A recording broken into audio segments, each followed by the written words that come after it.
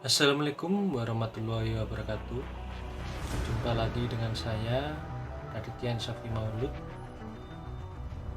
Pada kesempatan kali ini saya akan menjelaskan tentang Microsoft Azure Cloud. Microsoft Azure merupakan satu-satunya platform cloud computing yang tak hanya menawarkan pilihan layanan platform dan infrastruktur berbasis cloud, namun juga hybrid ready, di mana Anda bisa mengombinasikan penggunaan cloud dan hardware on-premise yang telah Anda miliki untuk memberikan hasil paling optimal dari kebutuhan Anda. Microsoft Azure, salah satu produk besutan Microsoft ini, dapat mempermudah IT sistem pada perusahaan Anda. Pada Microsoft Azure terdapat fitur-fitur yang menurut saya cukup penting untuk disimak. Fitur-fitur tersebut antara lain yaitu Azure SQL. Struktur query language adalah sekumpulan perintah khusus yang digunakan untuk mengakses data dalam database relasional. SQL adalah bahasa komputer yang mengikuti standar ANSI atau singkatannya American National Standard Institute yang digunakan dalam manajemen database relasional.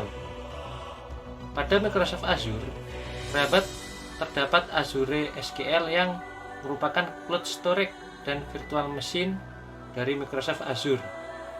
Azure SQL ini digunakan untuk menyimpan data perangkat milik pengguna dalam database. Fitur selanjutnya yaitu Azure Redis Cache. Cache adalah tempat menyembunyikan atau tempat menyimpan sementara. Cache dimasukkan untuk meningkat transfer data dengan menyimpan data yang pernah diakses. Sehingga jika Anda ingin mengakses data yang sama, cache telah menyimpannya dan akses akan dapat dilakukan dengan cepat. Azure Redis Cache digunakan untuk melakukan caching yang berguna untuk meningkatkan performance atau performa dari servis sebuah aplikasi tepat yang tinggi dan latensi akses data rendah secara konsisten untuk mempercepat tenaga terukur pada aplikasi Azure. Azure Redis Cache pada Microsoft Azure memiliki kelebihan fully managed, high throughput, low latency, high performance, and highly secure. Fitur selanjutnya yaitu Azure Website Gallery. Azure Website Gallery menyediakan cara mudah untuk menjelajahi dan menginstal aplikasi web open source community yang populer dari website Microsoft Azure. Azure Website Gallery bisa untuk membuat WordPress blog. Pada Azure, kita hanya perlu memasukkan subdomain pada WordPress blog atau blog-blog lainnya yang dapat digunakan secara gratis. Lalu blog tersebut akan berfungsi. Fitur selanjutnya yaitu Azure CDN.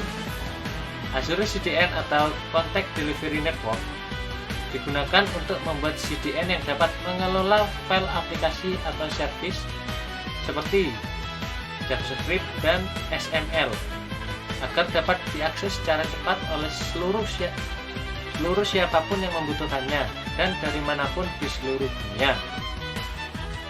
Dengan Azure CDN, pada Microsoft Azure mengirim konten dapat aman dan terpercaya dengan jangkauan global yang luas dan rangkaian fitur yang kaya.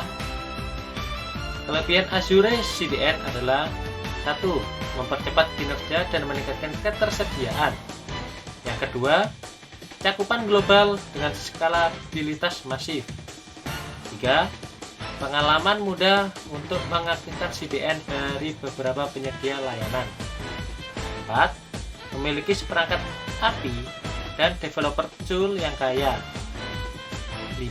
Tidak ada komitmen bayar sesuai penggunaan, penagihan tunggal, dan support. Yang terakhir yaitu banyak paket berbeda yang tersedia mulai dari fitur yang dasar sampai yang canggih. Di fitur selanjutnya setelah ini adalah Azure Backup atau fitur yang penting.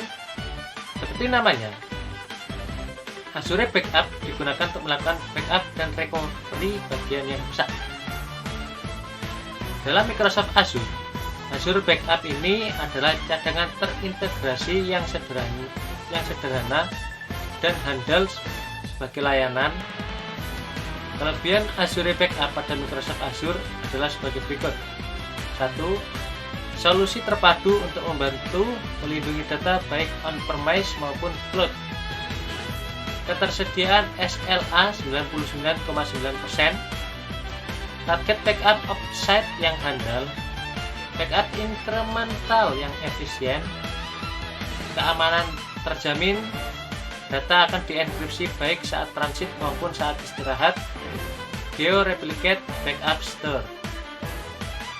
Nah, itu penjelasan dari saya tentang Microsoft Azure dan fitur-fitur pentingnya. Selanjutnya, saya akan membuat sebuah virtual machine yang menggunakan Microsoft Azure for Students. Mari kita simak videonya.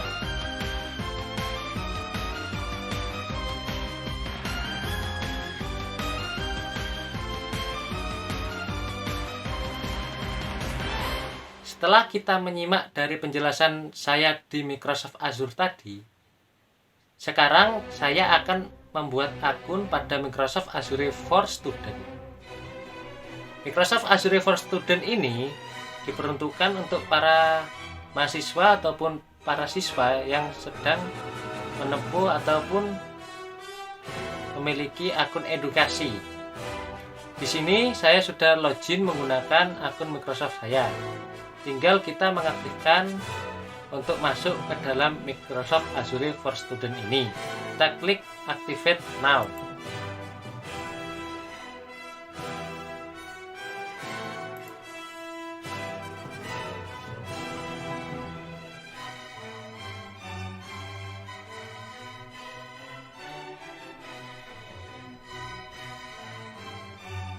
Tunggu loadingnya. Kita masuk ke portal Azure. Nah, di sini kita sudah masuk dan sudah memiliki akun Microsoft Azure for Students. Pada kesempatan kali ini saya akan mengajarkan kepada kalian semua tentang cara membuat virtual machine di Microsoft Azure for Students ini. Kita klik Home. Lalu kita klik virtual machine, kita create.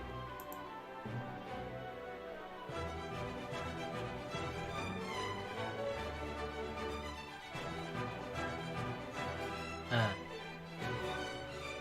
setelah kita create, kita masukkan nama untuk resources group kita. Namanya bisa terserah. Saya memakai nama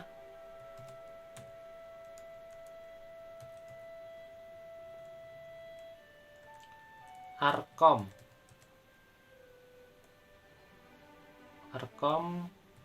komputer. Nah, kita klik OK. Setelah itu kita isikan virtual machine name-nya. Bebas, nama bebas. Kita kasih nama percobaan. Setelah kita memberi nama virtual machine name, kita pilih regionnya. Regionnya kita pilih Southeast Asia. Setelah itu, availability option ini tidak perlu, kita no-kan saja. Untuk image-nya kita pilih Windows Server. Terserah, yang 2012 kena, yang 2016 kena, kita pakai yang 2019. Untuk size-nya kita tetapkan saja. Untuk size ini terdapat berbagai macam size yang disediakan. Contoh, ada DS V2. Ini RAM-nya 3,5. Datadix 4, Max IOPS 3200. Time storage-nya 7 dan premium disk-nya dan support premium disk. Harga per bulannya sekitar 1.655.494. Dan yang paling tertinggi yaitu pada DS3 V2 General Purpose. Untuk RAM-nya 14 GB, data disk-nya 16, max IOPS-nya ada 12.800, maaf. Time storage-nya 28, support premium disk, dan harganya 6.621.976 rupiah. Pada kesempatan kali ini kita memilih General D2S V3 saja. Ini menurut saya sudah cukup. Kita pilih select. Untuk D2S V3 ini harga per bulannya sekitar 2.477.532 rupiah. Lalu kita menggunakan administrator name. Kita bisa isikan terserah. Kita misal username-nya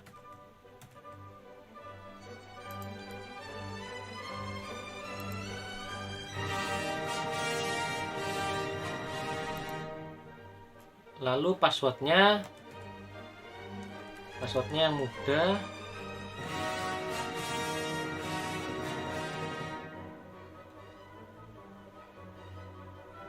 Oh, ini kalau password sesuai dengan itu ada, kita membuat password disuruh mempunyai 3 karakter, 1 karakter lowercase, 1 uppercase, dan 1 number atau 1 spesial karakter.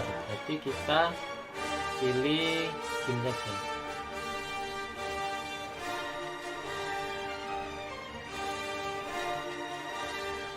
Nah, gitu saja. Confirm password ini harus sama.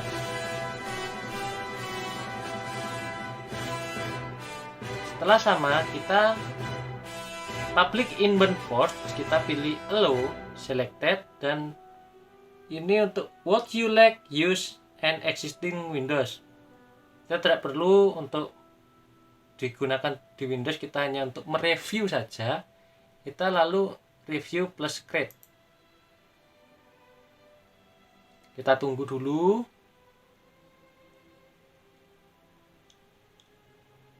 Nah, ini tulisannya validation page. Lalu kita klik create yang di sini. Create.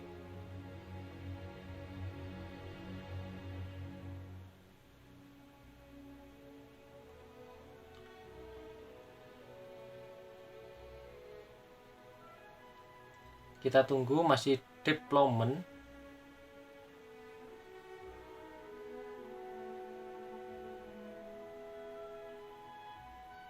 Nah, ini kita menunggu deployment, ini hijau semua ya yang di sini ya. Ini adalah sebuah virtual machine yang digunakan, yang ada di Microsoft Azure for Student. Kita tunggu saja sampai deploymentnya selesai. Ini ada notifikasi nanti jika ini sudah selesai. Nah, ini sudah selesai. Kita bisa mendownloadnya dan kita bisa menggunakannya di Windows kita juga bisa, tapi karena saya ini hanya untuk mereview, tidak perlu untuk digunakan, jadinya kita bisa mendelete-nya saja. Delete.